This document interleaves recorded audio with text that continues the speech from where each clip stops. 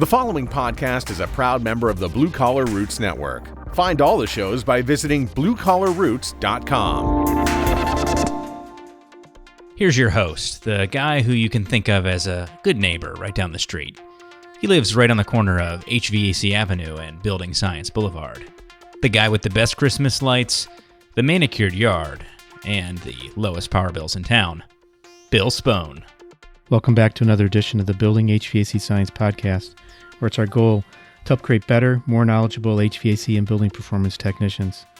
Also trying to help these two professions understand each other with the ultimate goal of making customers happy in the homes they live in and the buildings they work in. Well, let's take that last sentence there, and that's the exact reason why we have Terje Gronas. I'm going to call him T from here on. He's Norwegian. He's a gentleman who built a house for his family in the Atlanta area in 2015, and he was building an Energy Star home on an Energy Star plan and development, and came across a lot of problems after he moved in. He's going to go through and describe some of those problems and then some of the things that he had to put into play himself through research, through understanding, to listening to some of the favorite geeks that we love listening to, like Allison Bales and Matt Reisinger, Larry Janeski, Joe Stiebrick, Nate Adams, Ted Kidd. He did a lot of learning and self-education to find out what he had to do to actually make the house deliver what he intended when he actually got into building this home. So let's take a listen to Terje Gronas and find out what he learned in his Energy Star home, the construction of his Energy Star home. We have with us Terje Gronas, who is actually a consumer of services, of contracting for an Energy Star home. And he's had some trouble with his home, and we brought him on the show to talk about it. He's a very well-educated, very well-spoken man, and we're here to hear a little bit from him. And because of the way I just slaughtered his name, I may be calling him T for the rest of this interview. So how you doing tonight, T? I'm great, thank you. How are you? Doing well, thank you. And thank you for coming on. And we first started corresponding on a Facebook page that you had started. So tell us a little bit about your story, sort of what drew your interest into building an Energy Star home, because it was a new home, new construction, right? That's correct. So it all started back in the house we lived in before we built this home. We had a very nice house we lived in on the lake. Here we live on the north side of Atlanta. But there was some issues there. It was a very look at me house, tall ceilings, but they had some issues. Some rooms were cold, some were warm. So that bothered me a little bit. So I started looking into that and watching some videos on YouTube. And that kind of opened my eyes up to the fact that a house has a great effect on your health. Now, my wife has some health issues, and I had never made a connection before between the two. So as I learned more and more, I realized that a good home is important. At the same time, I discovered that there was a neighborhood near my work being built, and it seems like a good opportunity to get into a house that had third-party certification and been tested throughout by, call it a brand name house in the industry. So we ended up building the house. It was finished in September 2015, and that's when we moved in. In the start, everything seemed great. It seemed like a really nice house. And come the first winter, and we started running into the troubles that led me down this, call it rabbit hole of home performance. So what happened was that we started getting a lot of condensation on the windows on the inside. What time of year were you getting the condensation? I think when it started getting cold outside. So reading up about that, I'm a researcher by personality. So on the internet, researching this, and okay, so it turns to winter, window surfaces are cold.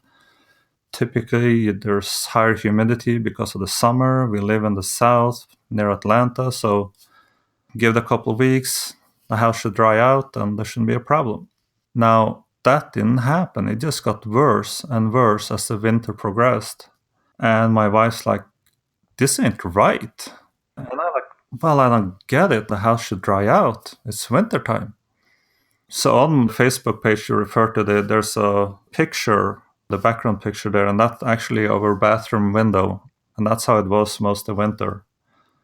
So we now had to figure out what was wrong with the house, because something was wrong. So we called the builder. He comes out, we get the window people out. There's nothing wrong with the windows. HVAC people comes out.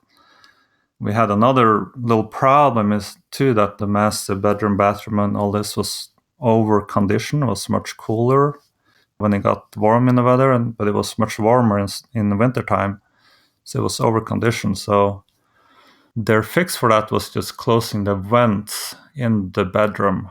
And I had by now kind of learned enough online to know that that's not quite how you do it. Let's just increase static pressure. So you have to arrest me if I get too geeky, because No, this podcast is about the geeks. They're going to suck all this up. How many people out there do you think are like you, or maybe like you going into the process, going into making the decision? Do you ever run into any colleagues, or do you have a feeling like you're unique, you stand alone, or is this one of the reasons people look into certified homes? I'm not sure. I mean, we had some particular reasons. The energy saving that's supposed to be from Energy Star Home was appealing. It was close to my work, and the health aspect was important. I'm not so sure. I think a lot of people do like saving money on a monthly basis on utility bills, and that's probably the biggest draw. But I come to learn later on, like Robert Bean said, if you build for comfort, the energy savings will follow naturally. This is a problem you see throughout the neighborhood here now with all the other homes. There's somewhere between 60, 65 homes built. I hear a lot of complaints about comfort. And the reason for that we'll probably get into a little later. But for us, it was the health aspect and some energy savings. That's what drew you to this type of home. Yeah, and you had the name Energy Star, that you would trust that name. It's a government entity, so you assume they got their stuff together and it's going to be good. So in the spring of 2016, I really started digging into what was going on with our house. And I started reading a bunch of websites, started learning, watching more and more YouTube videos. Like every night, I spent hours going to bed, and my wife sitting next to me in bed, and she's like, "Are you on that darn website again? Haven't you heard enough of Matt Reisinger?" So I read a ton of articles on the Energy Vanguard website, the blog from Alison Bales. A lot of good articles there. I was on the HVAC Talk forum, reading through all kinds of HVAC stuff there. The Green Building Advisor. I watched Dr. Energy Saver with Larry Janeski. Of course, Matt Reisinger. I think I watched like every single video he had put out by that time. Talks done by Joe Stebrick and articles on the Building Science Corporation. So, I mean, I was just soaking it all in, asking questions. And I must say a big thank to all the guys commenting on like the Energy Vanguard blog. It's been very helpful. People have been very respectful when replying back. And it's good that they treat newbies like me with respect and answer them well. I really appreciate that. So I learned a lot. You've tapped into all the veins in the gold mine here. Every one of those names you mentioned, Reisinger, Energy Vanguard, Larry Janeski, Joe Stebrick, Dr. Energy Saver. Those are all, and Green Building Advisor, all very important learning tools and resources. And they weren't always available. Or I think it's just the last 5 years or so, things have really started to pick up in the higher quality materials people are interested in sharing. So lucky for you in a way. Yeah, lucky for me. I mean, the internet can be a fantastic resource. If you just probe around and poke around, and you'll find the good material in the end. As I was reading these articles, I started asking questions about other stuff in my home, especially my HVAC system. So real quick about our house. It is a ranch house on a basement. It has a 2-car garage, and there's a bonus room over the garage. We have spray foam, open cell spray foam in the attic, and the HVAC system is up in the attic. We had a single-stage heat pump, no gas in the house. It was a 3-ton system. Our main living room area is about 2,000 square foot and the bonus room is about 200 square foot. The house was zoned, so the bonus room itself was one zone and the rest of the house was another zone. So it hit me that, we have what's called a single stage blower, and it's going to do the job for both 2,000 square foot and 200 square foot. So how do you deal with that? There's a massive difference in the volume of air needed to be delivered ultimately to each space. So to cope with that, they realized they had installed what's called a bypass duct. I didn't read a whole lot of positive information about the bypass duct. And then the other thing I then started realizing is that we have a fairly tight home. I think we scored about 3.3 ACH 50. So it's not super tight. It's not net zero or anything. But I mean, it's getting to be where you need mechanical ventilation to the house. And I figured out we have the fresh air is provided by a system called CFIS, Central Fan Integrated Ventilation System, meaning that there is a duct from the outside to the return plenum, and the system will siphon in fresh air whenever it's running. But for this system to operate right, from what I could figure out, it really should have an electronic damper and a system then that controls and can bring in air even if you don't need to air condition. We had a mechanical damper and nothing else. Oh, so the siphon effect would only happen when your system was running to condition, either heat or cool the space? Correct. And there should have been its own fan to bring in fresh air to recirculate in the house. Yeah, I think the idea is that you use the blower in the air handler. But we had a 3-ton system, but to use a blower on the 3-ton system blowing 1200 CFM to slurp in a little bit of air through a 4-inch duct, that didn't make a whole lot of sense to me. From what I can figure, our blower would pull somewhere between 500-600 watts running. Not very energy efficient way of bringing fresh air into the house. So all this didn't make a whole lot of sense to me. Why would they do it like this? It seemed like it was better fit for a maybe older style home. From what I could gather, you'd be better off tight house to have a system that could vary the speed. So did an experiment, and then because in the springtime I started noticing that the system would turn on and off a lot. So I started timing it, and I found that it will be running for about 10 minutes, shutting off for 15, running for 10, shutting off for 15 at nighttime. And I figured that's something that's defined as short cycling. There's no dehumidification going on at that time, or very little in that place. So I was still way in over my head to figure out what was really going on with all the systems in the house. So we hired in a guy who was a building performance expert, and he repeated the blower door test. He redid the manual J, which had quite a few errors in it, but the numbers shaked out fairly similar in the end.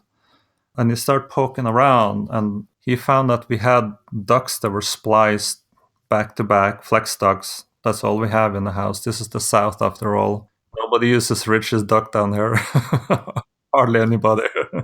No, it's banned. The EPA bans it down there because it's an endangered species, rigid duct. I'm just kidding. Our flex ducts were taped together back to back with no collar in between. They were squeezed in many places. We have trusses in the attic, so they lay over the wood on all the trusses. Another thing that I didn't quite understand was that our HVAC system was placed maybe 4 feet off the south wall of the house. And so it's all the way over in the corner. And having a ranch house, you have a fairly big footprint for the square footage you have versus a 2-story on slab, for example. So it makes for really long duct runs all the way from the corner to the other side of the house, back and forth. He also measured the pressure in the house, the statics pressure, and it was more than 0.8, which I think is a little bit more than you should have for the air handler to be happy. Yeah, that sounds sort of high. When you get up there near 1 inch, it's usually a struggle for a system to maintain. Yeah. The building performance expert that came in, he observed and saw all these issues. Did he actually correct them, or how did that, what transpired from there? Well, so he just gave us a list of our stuff that was wrong. He was not a contractor. He could spec out what we need, but it was not from a HVAC company. So with all this, I felt I had enough ammunition, per se, to write a complaint to Energy Star. This was quite upsetting to me, with all this stuff wrong. So I went on their website and typed in my concerns, and I didn't hear anything back for a month. Mr. Bales was so kind to lend me a few minutes on the phone, and he said that you might want to go to the ResNet website because they are the people certifying your house. So I went on the ResNet website. I wrote an even longer complaint because I knew even more by that time. At the same time, in my job, we had connections with the Energy Star folks, since at the time I worked for a compliance company that also did Energy Star certification for light bulbs and various fixtures. So we had some connections within there, and he forwarded my information.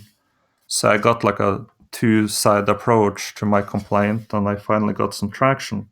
That started a rather long process trying to explain to the EPA who runs Energy Star what was wrong with my house. And I kept asking, I have all this stuff wrong. Could you please tell me, or could you send somebody out to look at my house? I mean, I'm over my head here with all this building science information. I really don't know what I'm looking at. I have never seen your report. I don't know the report. I don't know all the requirements.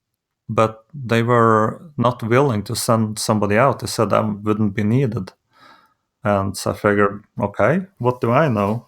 So now we're going into the time frame of fall towards the winter, and nothing has really moved forward in any way. And my wife starts to get worried because we lived in a house in over a year. We're going towards another winter. We're going to have the same condensation problems again on the windows. We had slight traces of mold growing on the windows already the first winter. Like you can see the little black pieces of mold in the frame on the window.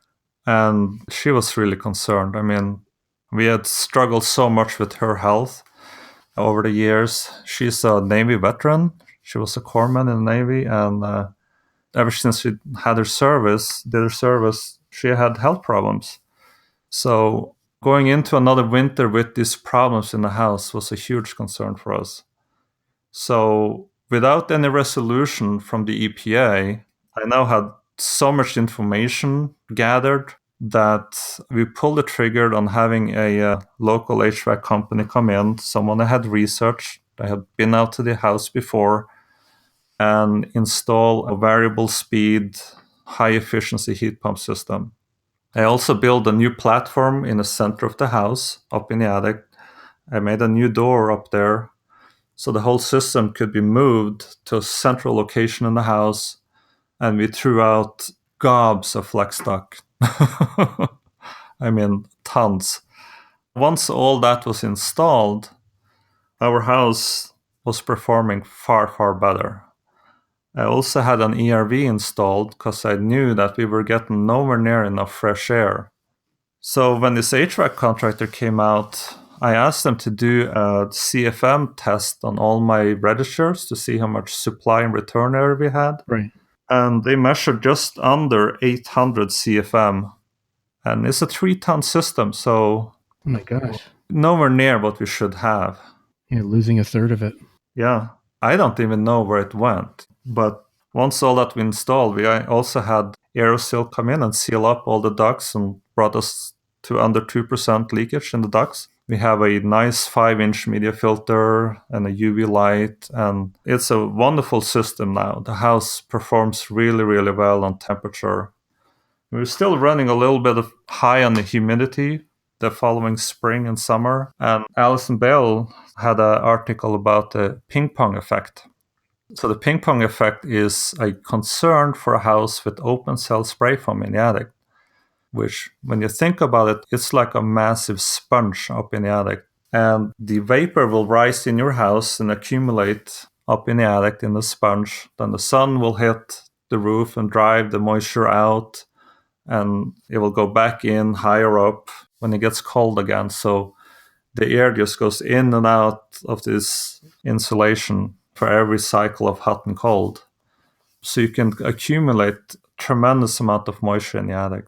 I was just going to ask if any kind of air sealing between the conditioned space, because your attic, is it conditioned or is it part of the thermal envelope? Yeah, it is part of the thermal envelope. Okay, all right. So to fix that problem, I bought a whole home dehumidifier, and I found a chase that goes from the attic down to the basement. And I pull the air from the attic through a duct into the whole home dehumidifier, and it spits out dry air in the basement. Ever since that's been installed, the humidity has been rock solid at the setting I've set. It took quite a while for it to get all the humidity out, but it's been really, really good ever since. So now the temperature is rock solid. My humidity is rock solid.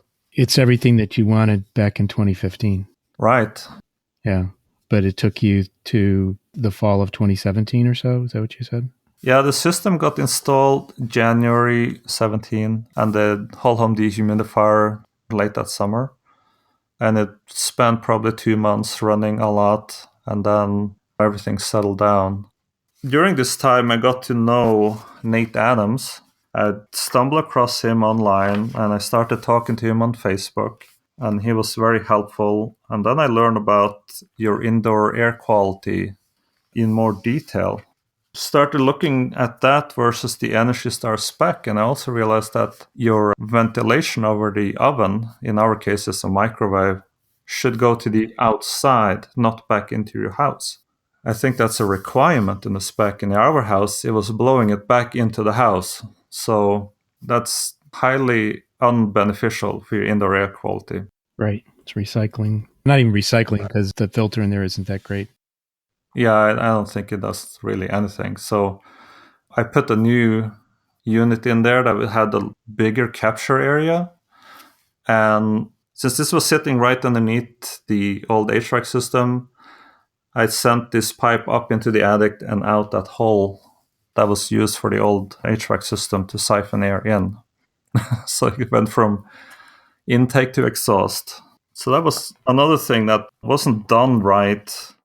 Really should have been picked up on by whoever was rating the home at the time. Now, the building performance guy that came through our house also identified some other issues in the home, like the insulation between our bonus room and the garage was done wrong. It was laying on the drywall to the garage and up against the conditioned space. And luckily, the builder actually came out and fixed that after a couple tries. But they also found that there were one of the base between the joist all the way up towards the front of the garage didn't have any insulation in it at all. There was nothing in there.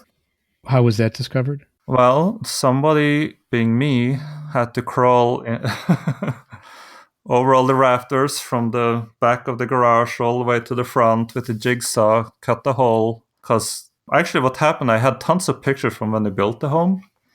And I was going through those pictures, and I realized there was a floorboard over that front bay area. So I was thinking, I wonder if they got any insulation in this area at all. So I crawled all the way up there with the jigsaw in all the dust, cut the hole, and found nothing. Wow. And another issue we had was that since we're a ranch in the basement, the sewer line to our house runs out like halfway up the wall in the basement. We have our laundry room in the basement, and that's about all that's plumbed in for now, but it's ready for a bathroom down there. But we had issues with smell down there. I didn't quite put this together, but we have a lift pump in the laundry room, and it was never sealed properly. No building inspector or builder really cared to check this, but in reality, there was caps on top there where the wires goes down to the lift pump. It wasn't sealed at all. So that sewer air just came right into our living space. Is your house slightly positive or negative pressured? Was that anything you ever observed? No, but I would suspect it was negative because we really had no way to bring fresh air in other than that 4-inch duct. Right. that was running periodically with the 3-ton air handler. The suction effect, yeah.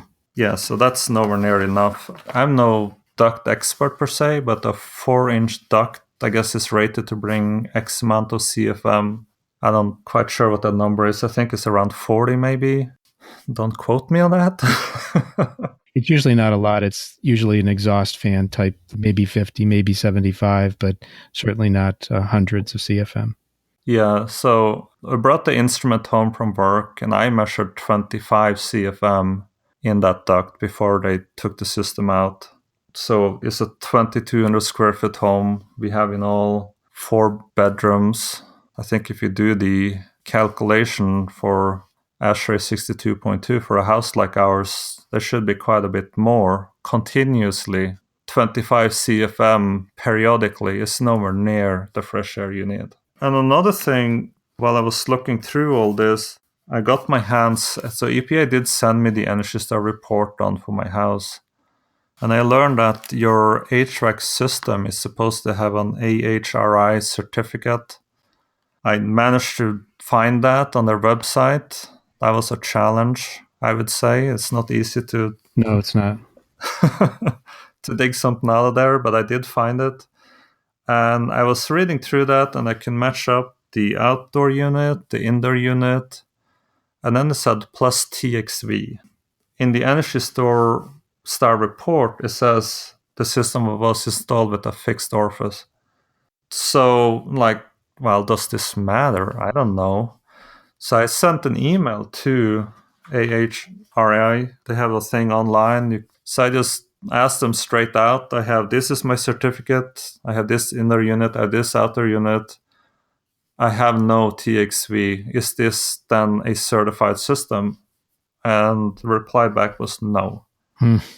So to me, someone should have caught that little error also. So there's a lot of little mistakes all the way along that I think piled up to a big error. When we took the system out, the HVAC system, one of the guys working said, "Hey, you gotta come over, look at this." So the takeoff for my bonus room was a 10-inch takeoff, but the damper was an 8-inch damper. So how do you go from 10 to 8? Do you want to guess? Duct tape. Yeah. A little plier work and some duct tape, and there you have it. That's how you do it. Not great. Yeah. To anyone listening here, I think they'll understand you're not an unreasonable person. No. You're asking for what you paid for, what you intended, what you feel was promised, but it sounded like you had to get way too hands-on. You're crawling around looking for missing insulation. Since all of this has happened, without maybe so much naming names, but have you gotten any satisfaction from the people involved, the people that should have been responsible for this? I am in the world of product certification myself. I'm an electrical engineer. I test electrical appliances like computers, servers, modems, what have you, to international standards. We write reports, review reports, certified reports. So I'm very familiar with the product of the report writing and the reviewing and certification. And through this whole process, you have a product, which is the house. You have a report, which is the Energy Star report. You have a reviewer. And I know that you can either try and do your best as the report writer, make the best report you can. Now, we all make mistakes. I certainly make mistakes all the time. And that's why you have a reviewer. So you have a picky reviewer, you get your comments back, you fix them, and then you learn till next time and you make a better report.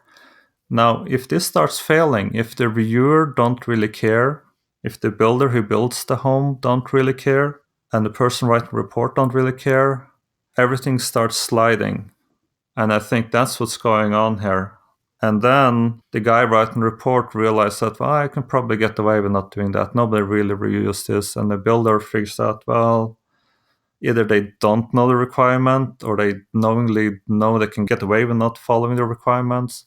So everything slides to the side until you hit a point where it's so bad and you run across a strange character like me that starts investigating all this stuff, and you start complaining, right? And in all this, what's been so disappointing to me is that Energy Star never once stepped in, sent somebody down here to really look into the matter. Because the fact is, we have a whole darn neighborhood, but everybody has the same problem. Every single house here has a 4-inch fresh air duct. Most of them have a microwave that does not vent to the outside. And on my Facebook site, there are tons of pictures of horrid flex ducts installed and really sloppy air sealing. As a homeowner, it's very disappointing. I cannot put my name behind that Energy Star house gonna be your solution to a happy and healthy, efficient home, because it's not the case. And you think that to kind of hedge against this, Energy Star would have some sort of feedback loop. How do you know that the home really is energy efficient? Well, you can measure energy consumption, and they have a tool for that called a yardstick. It's never used in regards to this is the Hertz rating for your home. My house was 70. The yardstick score for my home the very first year I got the number was 3.1, where 0 is really bad and 10 is the best and 5 is your average house. So I'm reading on the yardstick site, your house could benefit from energy improvements. I was like, really? So to me, like, my question is, why don't Energy Star have some kind of feedback loop to figure out, to catch the cases where stuff goes wrong? I'm not saying that all builders and all raters do it how they do it in my neighborhood, but how do they know? I don't know. Maybe we'll get someone to listen to this and dig into it, because it does sound like it's an open loop. Right. There certainly is great potential. We were drawn to Energy Star because of the name and what it should provide. And I think there are people with the right intentions at Energy Star and other rating agencies. But if you cannot check if your numbers, what you say you're going to provide, my Hertz score is 70, my energy usage should be in the ballpark. Of course, we all consume differently. Right. Operate our houses differently. Sure. Yeah, for sure. My wife liked the home a little warmer. That's fine. I'm reasonable. I know my house gonna maybe use a little bit more because of that, but it will be in the ballpark. If you buy a Ford F350, you know you're gonna use more gas than a Prius, no matter how you drive. And I think a home will be in the ballpark the same. I don't think they can ever know. If you don't measure, you don't know. So there got to be some kind of system there to check it, what that is and how that works. I don't think it's for me to figure out, but it really bothers me a lot when there's so many people out there that know nothing better and they think they have a good product and they don't. I'll give you an example. I have a neighbor down here, and there's pictures of this house on the website. They have, last winter, they have the air filters in their air conditioning system was black. I mean, like totally black. All the, the wall plates for the switches and power outlets are black throughout the house. On interior walls, you'd think if you had a pressure difference issue in the house, it would be on exterior walls because air was flowing in through the house. But this was on interior walls, and they say, T, we're blowing black snot. It's like, do you know how dangerous that is? Wow. You're going to get sick. Somebody in this house is going to get sick. So you meant from their bodies. At first, I thought you meant like black snot from the wall outlets, but you're saying... No, yeah, but there's like they got a sneeze or it's winter, so you have a runny nose and you blow your nose and it's black. It's like, this is like being back in the cold. Yeah, or living in a cave. I got the black lung. So I have provided this information to Energy Star about my neighbors, about how all the other homes have been built, and they haven't mentioned it back in one sentence ever. They have no interest whatsoever to look into it. The only thing they said that they have spoken to the rater and the builder, and it's going to get better from now on. But that doesn't help all the other houses that's already been built. And from what I can see, it's not all that much better what's being built. Are houses still under construction? You're able to visit them, sort of look at the guts and things going together correctly or incorrectly? Yeah, I still walk through the homes. It would seem that the last few houses being built at least have a ventilating range hood, but still a lot of the air sealing is horrible. I mean, it's huge cracks all over the place. I guess huge is relative, because what's common for just the non-Energy Star builder, the requirements for a non-Energy Star builder around here is not very impressive. I think all you gotta do is pass 7 ACH50, which wouldn't take much. So compared to that, they're doing better, but still, there's so many opportunities for doing stuff better. I walk through these homes and I think, why on earth are you doing this?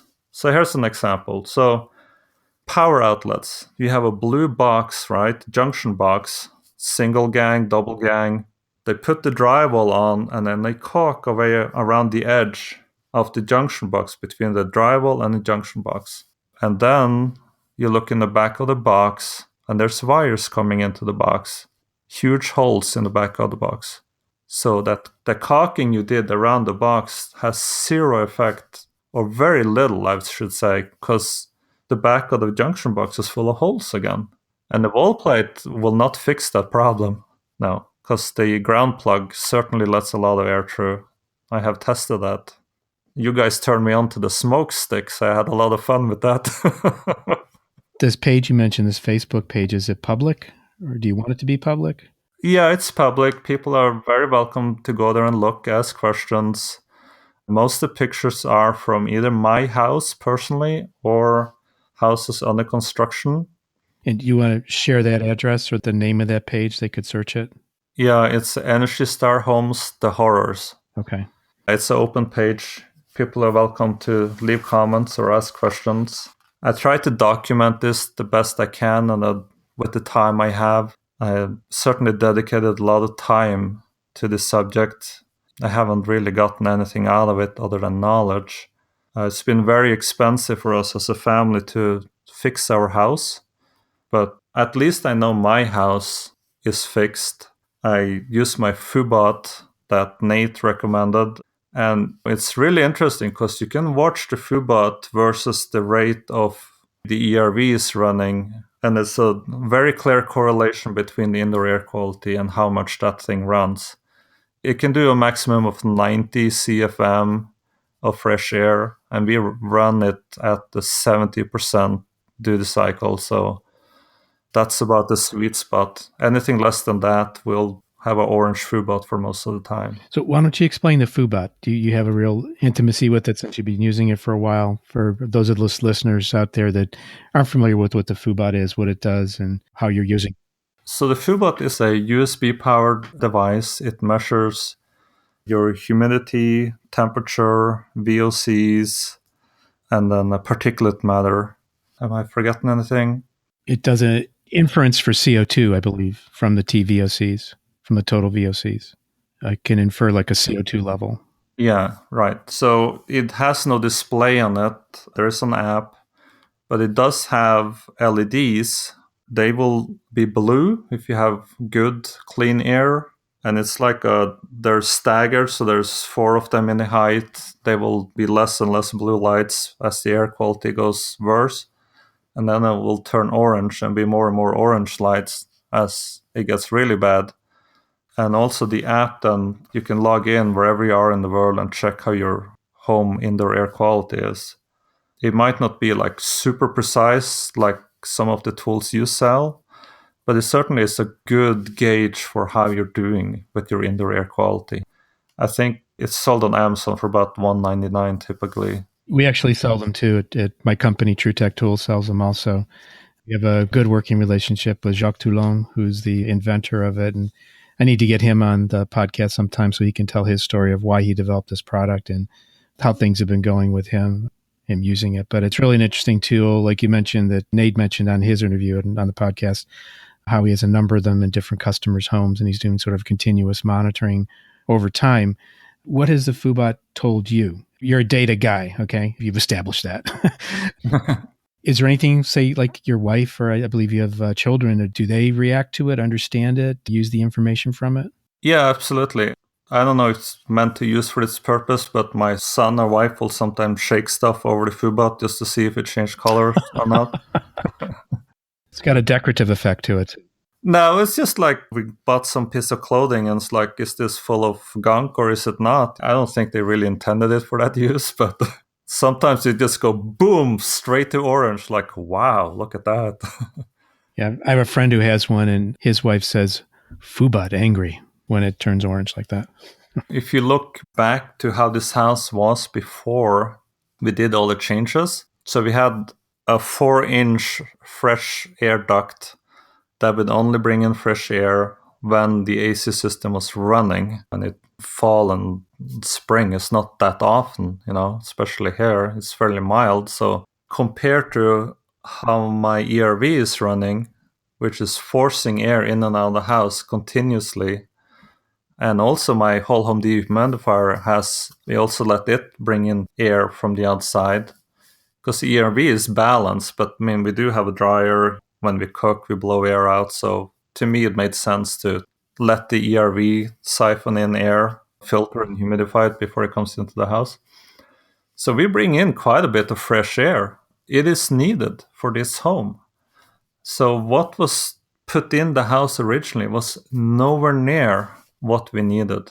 There's a little story with that. I remember we had a neighbor by. I don't remember how long we lived in the house, but it was been several months. And she says, "Oh, your house still has that new home smell." Like, oh, that's cool. No, it's not. That's not cool at all. That means we have all the VOCs and all this gunk still in the air that shouldn't be there. And that didn't change until we got the new system put in. So the new system that was mounted in the center of the attic space, and then you're able to shorten the runs, fully stretch out, I imagine, put correct radius and support in for the flex so that nothing was collapsed or compressed like it was before. So that was your first major fix. And I'm not sure the order here, but I'm just trying to recall.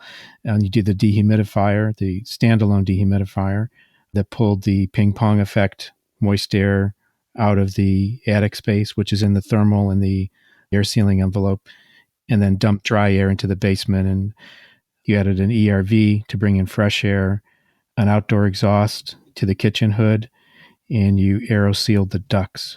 Did I miss anything? No, that's about it. The new HVAC system is fully variable. It's a Lennox system. It's their top-of-the-line Lennox heat pump system. It's more system than I would expect the builder to fix if they were to fix the house. And I spend more money than they would spend. But my thinking there is that if I'm going to do it, I'm going to do it right. And another thought in all of that, before we ever did anything, is like the HVAC system is like the heart and blood of your house, right? Yep. Let's say you had to go and have heart surgery, and you come back and you find that it ain't working right. This guy, he taped your veins together. You only have 66% the blood flow you should have. Would you want to go back to him because he has the right to repair, or do you want the best guy in the state to fix your house or your heart? I didn't want the original contractor in the house to fix this HVAC system because I didn't trust them. Because, they were in this house several times to investigate. Maybe we had techs in here. We had the management in here. They didn't want to do anything. They didn't answer my emails. So they had no interest in doing any work. And it's just that blame game going on between the builder and the HVAC contractor. And as the homeowner, you end up with nothing. So we just bit the bullet and got the right system in the house. Now, if you look at my energy bill from before to new, like say this month and the same month last year, with the new and old system, our energy usage has gone down between 400 and 600 kilowatt hours per month. And we haven't really changed our lifestyle. There's no more people living here or no really other differences. It's just that the system is just running how it's supposed to run. The decrease is 400 to 600 out of what, or what's the percentage decrease? Just to kind of frame that.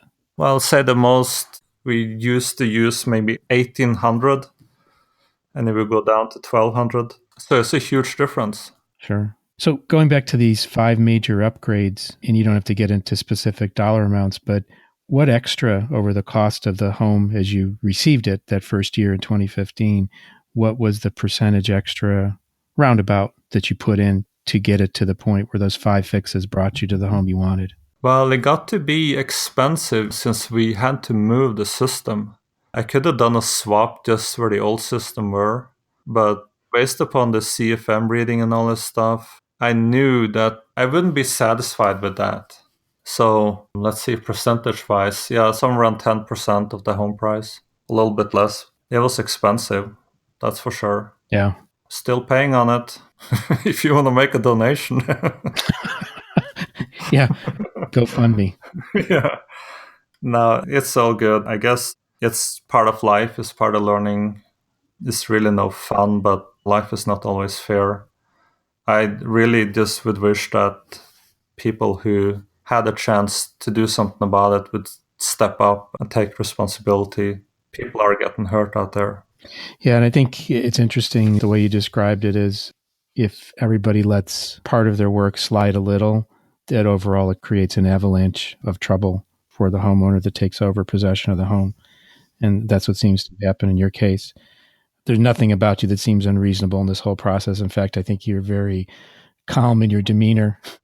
Well, considering everything that's gone on. At least at this point, maybe you've had a chance to absorb and reflect.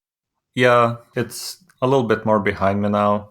Maybe also had some issues with drainage around the outside of the house.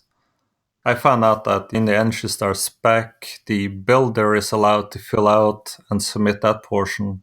It's just like, okay, that doesn't make any sense at all. He's going to answer the same every single time he fills out that sheet. Jeez, I mean, come on. Let's get real here. But he did actually come out and put in some drainage from the front of the house that will guide water out to the backside. So that's been helpful too. But all those little things matter. If you're a tech or installer and you install flex ducts and you're like, I'm just going to tape this together and nobody's going to ever see it. Well, it does matter. All those little things matters in the end. So there's a much bigger picture in all of this. Because as we learn more and more, the air inside your homes has a great effect on your health. I don't think anybody in this country is happy about the cost of healthcare. And every time you're being sloppy about your work, installing flat ducts, so we suck in and breathe insulation we shouldn't be breathing, that's going to make somebody sick, and they're going to have to go to the hospital or end up on some pills, and they just add on to the cost. And you might think that, well, it's not going to make any difference. Nobody's going to ever know. But everything matters. It's the cumulative effect of all the stuff we do that really matters. You got to take some pride in the work you do. That's a perfect way to end this. I was going to ask you what message do you want to convey to the people listening here, and you did that preemptively, or either that or you're reading my mind. Yeah, the cumulative effect of your work, sloppy work does make a difference, and you could be impacting someone's health and actually jacking up healthcare costs for all of us by not appreciating your role in the bigger picture and take pride in your work. That's what you said. Yeah, take pride in your work. Yeah. Very good. I feel like we've covered what I'd like to do. Is there anything else you'd like to do or to speak about here? Nothing really comes to mind. I mean, there's always tons of little nitpicky stuff we can talk about, but overall, that's all I think I have to say. Okay. Energy Star score at the yardstick score has increased, and it's climbing for every month that goes by. So we're now, last I checked, we were closer to 7, I think. So the first year was 3.1. 3.1. For the year of 2016, we were 3.6. And every month that then went by after that, we have kept climbing past 5. So more than average, it keeps going up. So now we've been in the house about a year with the HVAC. It might still go up just a little bit because of we have better control on humidity now. The house is really good now. It's super comfortable. It's a good place to live. It's not net zero home. That would be a whole different cost for a house, but it's a comfortable place to live. Very nice. Well, I'm glad that you finally arrived a couple years too late. A lot of lessons learned, but again, my objective here is to sort of give you a voice and again, a very reasonable person explaining what happened and what they had to go through personally to make up for a cascading effect of shortcomings in the process.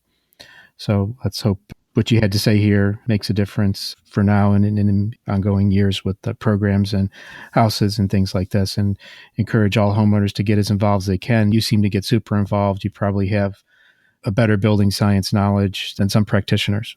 It sounds like you really wrapped your head around all this. Yeah, I'd probably be a nightmare for a builder next time I buy a house. Yeah, you would. And actually, maybe you want to leverage that asset and sell your services to be the bad cop. It's needed. I mean, you look at a lot of houses built around here, and especially Atlanta in the south, they're horrible about putting an AC system in the attic, in the unvented attic. And it's like, golly. I mean, there's nothing okay with that. Yeah, crazy. I think we'll wrap up here. Thanks again for coming on, and I hope our listeners got something out of this and take something away. Do something a little different, some way or another. That's what this podcast is supposed to be about. It's supposed to change the way things are done. So I want to thank you again, T, for coming on tonight, spending the time with us. We hope to speak with you again in the future. I appreciate the time to get to express myself. It's been 2 years of frustrations, but I'm happy now. I hope the people that have power can go out and make other people happy too. Good. So, yeah, thank you.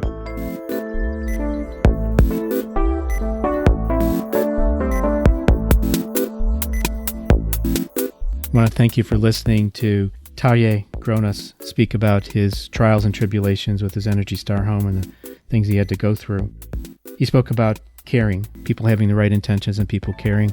Well, the thought we're going to leave you with today is something that actually came up in a conversation I had with Jim Bergman this morning. Same day I was recording this with Terje. The thought was we need to provide a pathway to success for people who care, especially using examples of small successes to show that it's approachable and doable. We're looking to find people who have the passion. This goes for both contractors and consumers. Well, I think we spoke in this episode today with a consumer who definitely has the passion. The question is, are you a contractor or technician that has the passion, cares to do it right, cares to keep learning?